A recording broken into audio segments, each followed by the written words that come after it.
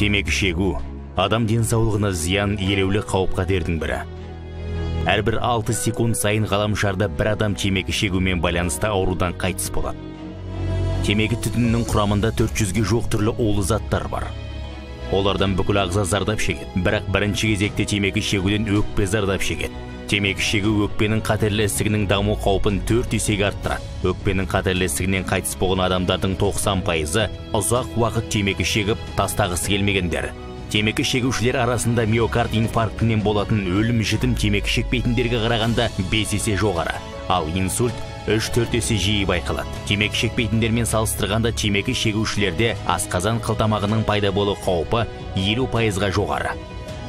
Қауіп-қатерлерді болдырмаудың жалғыз жолы ол темекі шегуден үзілді-кесілді және толық бас тарту.